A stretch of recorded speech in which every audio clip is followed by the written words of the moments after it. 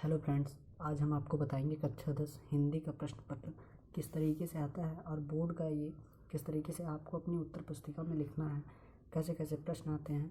हम आपको आज पूरी जानकारी देंगे। देखिए, शुरू करते हैं। यहाँ पे आप अपना रोल नंबर लिखेंगे, पूरा जो आपको मिला रहेगा स्कूल से। यहाँ पे अपना नाम लिखिए, यहाँ पे एग्जामिनर साइन करेगा और ये जो एक कोड है रहता है, जैसे इसमें लिखा 801 AD, इसको आप अपने उत्तर पुस्तिका में लिखेंगे। ये 2022 का हिंदी का प्रश्न पत्र है। समय आपको मिलेगा 3 घंटे 15 मिनट और पूर्णांक रहता है 70 नंबर का। प्रारंभ के 15 मिनट परीक्षार्थियों को प्रश्न पत्र पढ़ने के लिए निर्धारित है। आप पहले 15 मिनट आपको मिलेगा, जो कि आप प्रश्न पत्र पूरा पढ़िए और अच्छे से समझिए, उसके बाद आप शुरू कीजिए लिखने के लिए। पहला प्रश्न क्या है, देखते हैं। निम्नलिखित कथनों में से कोई एक कथन सही है, उसे पहचान कर लिखिए। जैसे त्रिवेदी रामचंद्र शुक्ल की कहानी संग्रह है, क्या सही है? इंद्रजाल जयशंकर प्रसाद का प्रसिद्ध उपन्यास है। शिक्षा और संस्कृति डॉक्टर राजेंद्र प्रसाद की रचना है। अजंता डॉक्टर भगवत सरला उपाध्याय की नाटक है। इसमें चारों में से जो सही है आप टिक लग, इसे हम ये तीसरा सही है, शिक्षा और संस्कृति। शिक्षा और संस्कृति डॉक्टर राजेंद्र प्रसाद की रचना है। आप इसको अपने उत्तर नंबर 1 लिखिए और उसका पहले में जो तीसरा सही है उसको लिख के ये आगे टिक बना के टिक कर दीजिए। फिर हम दूसरा देखते हैं।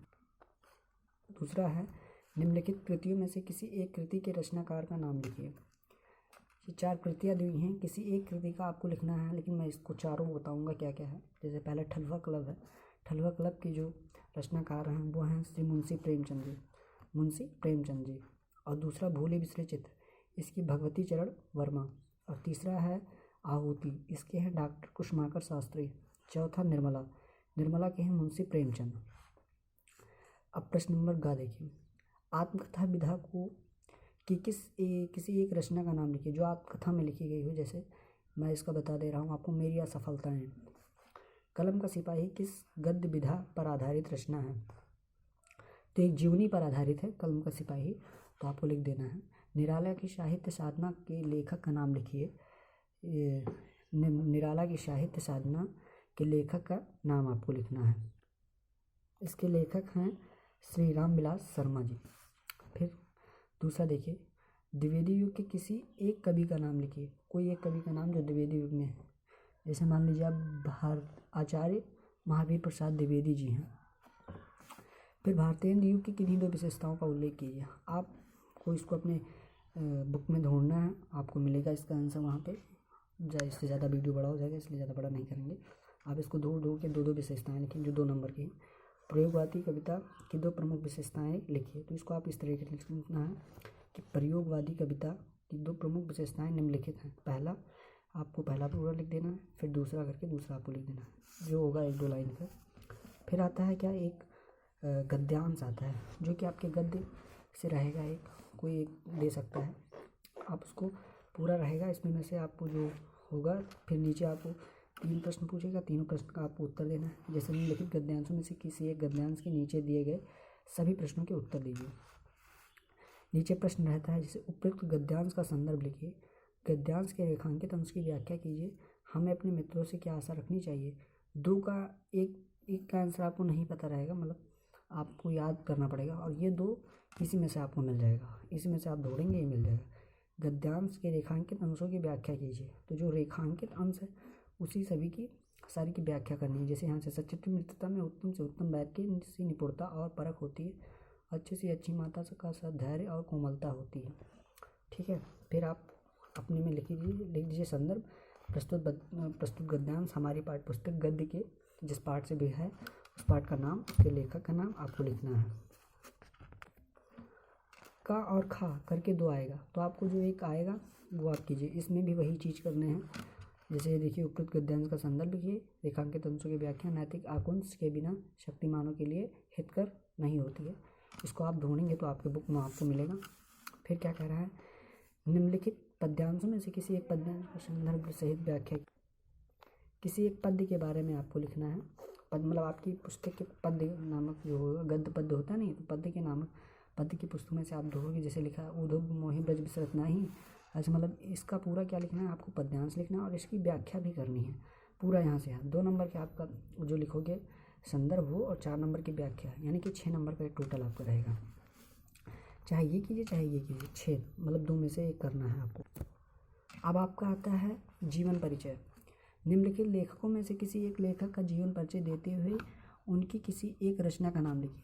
3 दिया है, जैसे रामचंद्र शुक्ल, जयशंकर प्रसाद, डॉक्टर भगवत शरण उपाध्याय, तीनों में से किसी एक का लिखिए आप, और उनकी एक रचना भी लिखिए। जैसे आप राजेंद्र प्रसाद शुक्ल का लिख रहे हैं तो कम से कम इस तरीके से लिखिए अच्छे से कि एक पेज में आ जाए, और उसके नीचे उसकी रचना लिख दीजिए। एक रचना, 2 रचना, जितनी आपको आती है आप लिख दीजिए, कम से कम एक तो रहना ही चाहिए। फिर निम्नलिखित कवियों में से किसी एक कवि का जीवन परिचय देते हुए उनकी किसी एक रचना का नाम लिखिए। आपकी पुस्तक में से किसी एक कवि का, जैसे तुलसीदास जी, मैथिली शरण गुप्त जी, सुमित्रानंद पंत जी, आप तुलसीदास का लिख रहे हैं तो उनकी भी ऐसे एक रचना लिखिए। अब निम्नलिखित संस्कृत गद्यांश का संदर्भ सहित हिंदी में अनुवाद कीजिए। आपको संस्कृत की जो आपकी संस्कृत रहेगी, संस्कृत में आपको मिलेगा, खंड रहता है उसका संस्कृत का, आपकी बुक में रहेगा, उसमें में से इसकी व्याख्या करनी है और इसका संदर्भ भी लिखना है। आप ढूंढोगे तो मिल जाएगा, 2 है इसमें, अथवा करके नीचे ये देखिए, ये एक ये है एक ये है, तो इसमें में से जो आपको आए वो लिख दीजिए। फिर प्रश्न नंबर 7 है कि अपनी पाठ्य पुस्तक में से किसी में से कंठस्थ कोई एक श्लोक लिखिए जो इस प्रश्न पत्र में ना आया हो। कोई एक श्लोक याद करके जाइए, सबसे कंपलसरी क्वेश्चन है, 2 नंबर का ये आपका पक्का रहेगा एकदम। कोई भी आप एक श्लोक याद करके जाइए, जैसे सर्वे संत सुखमा सर्वे संत निरामया, मतलब जो है वो श्लोक हमें पूरा याद नहीं है, वो आप लिख दीजिए इसमें। फिर निम्नलिखित में से किन्हीं 2 प्रश्नों के उत्तर संस्कृत में दीजिए। 4 प्रश्न दिए हैं, इसके 2 उत्तर आपको संस्कृत में देने हैं। आपकी संस्कृत नामक जो खंड रहेगा उससे 4 प्रश्न आते हैं, उसमें से आपको 2 प्रश्न करने हैं। फिर यहाँ से सबसे कंपलसरी क्वेश्चन होता है, करुण रस अथवा हास्य रस की साधारण परिभाषा दीजिए, यानी कि व्याकरण से शुरू हो जाता है, तो चाहे आप करुण रस का लिखिए चाहे हास्य रस का लिखिए, आपको 2 नंबर मिलेगा कम्प्लीटली। उपमा अलंकार अथवा उत्प्रेक्षा अलंकार को उदाहरण सहित परिभाषा दीजिए। उपमा अलंकार आप या उत्प्रेक्षा अलंकार किसी एक को उसकी परिभाषा लिखिए और उसको एक उदाहरण दीजिए। सोठा छंद अथवा रोला छंद की परिभाषा देते हुए, मतलब एक या सोठा लिखिए या रोला में से किसी 2, 4, 6 और 2 या 8 नंबर एकदम कंपलसरी रहता है। 8 नंबर इधर, 2 नंबर अभी हम आपको बताएंगे पीछे, 3 नंबर। निम्नलिखित उपसर्गों में से 3 के मेल से किसी एक शब्द बनाइए। उपसर्ग जो पीछे जोड़े जाते हैं, जैसे इसमें है आ, नार, अधिकार, अनुप्राय, सुविचार, परिभाषा, है ना, निराधार, मतलब आपको किसी 3 है 3 नंबर का, ये सब तो बहुत आसान तरीके से आता है, 1 नंबर का है सब। निम्नलिखित में से किन्हीं 2 प्रत्ययों का प्रयोग करके एक शब्द बनाइए, मतलब 2 जोड़ के, मतलब 2 करना है आपको, 1 नंबर का है। जैसे वाह है, वट है, सजावट हो गया, है ना। जैसे इसमें आप ले लीजिए वाह का, इसका हो गया जैसे मेवा, आगे मे जोड़ दीजिए, पीछे वाह हो गया। निम्नलिखित में से किन्हीं 2 के समास विग्रह कीजिए। इसका समास विग्रह आप करेंगे, इस माता पिता है, त्रिनेत्र है, 2 करना है आपको, 5 दिए हैं, 5 में से कोई 2। निम्नलिखित में से किन्हीं 2 शब्दों के तत्सम रूप लिखिए। 2 का कोई तत्सम तद्भव आता है, तत्सम आपको लिखना है। अब आपकी आती है पर्यायवाची। आपको चंद्रमा, कामदेव, कपड़ा, आकाश, गंगा, किसी 2 का आपको पर्यायवाची लिखनी है, ज़्यादा नहीं, सिर्फ 2 पर्यायवाची आपको लिखनी है। निम्नलिखित में से किन्हीं 2 के में संधि विच्छेद कीजिए और संधि का नाम लिखिए। जैसे इसका इत्यादि है, तो जो संधि होगी उसको भी आपको लिखना पड़ेगा, उसका नाम लिखना पड़ेगा। 1 नंबर आपको इस पर मिल जाएगा। दीर्घ संधि, स्वर संधि, जो कुछ भी होता है। निम्नलिखित शब्दों में से पंचमी विभक्ति बहुवचन के रूप लिखिए। फल अथवा मति, नदी अथवा मधु, किसी एक का। इसमें भी आपको करना है, जैसे करना दोनों में, जैसे फल अथवा मति, जैसे फल को आप लिख लीजिए, और इसमें नदी अथवा मधु आप नदी का लिखिए। तो इसका क्या, पंचमी विभक्ति बहुवचन के रूप लिखिए, पंचमी विभक्ति का बहुवचन रूप। गा देखिए, निम्नलिखित में से किसी एक के धातु, लकार, पुरुष तथा वचन का उल्लेख कीजिए। कोई एक ले लीजिए। आपठतम, आपठत, हसेम, इसका तीनों में से किसी एक का आपको एक धातु लिखना है, एक लकार लिखना है, एक पुरुष और वचन। इस जैसे आप आपठतम ले रहे हैं तो आपठतम का ये पूरा चीज़ लिखना है आपको, धातु लिखिए, लकार लिखिए, पुरुष लिखिए, वचन लिखिए, चारों चीज़ आपको लिखनी है। इसके बाद घा वाला देख, घा वाला है, निम्नलिखित में से किन्हीं 2 वाक्यों को संस्कृत में अनुवाद कीजिए। 1, 2, 3, 4 है, 4 में से कोई 2 का आप संस्कृत में अनुवाद कीजिए। निम्नलिखित में से किसी एक विषय पर निबंध लिखिए। 4 दिया है, 4 में से किसी एक पर जिसको पर आपको आता है उस पर निबंध लिखिए। निबंध अच्छे शब्दों में लिखिए, जो कि कॉपी जो चेक करे उसे अच्छा लगे, देखने में भी और अच्छा शब्द प्रयोग कीजिए। जितना बड़ा आप लिखेंगे उतना बढ़िया नंबर भी हो, देने में दिक्कत नहीं। 6 नंबर का आता है। अपनी पठित खंड काव्य के आधार पर निम्नलिखित प्रश्नों में से किसी एक का उत्तर दीजिए। इसको आपको पूरा नहीं करना आपको। इसमें आप ज़िले पे डिपेंड रहता है कि आप किस ज़िले से हैं। आप जिस ज़िले के होंगे आपकी पुस्तक के पीछे लिखा रहेगा उस ज़िले का वो रहता है। जैसे मेरे ज़िले का था मेवाड़ मुकुट, बहराइच ज़िले से था ये मेवाड़ मुकुट।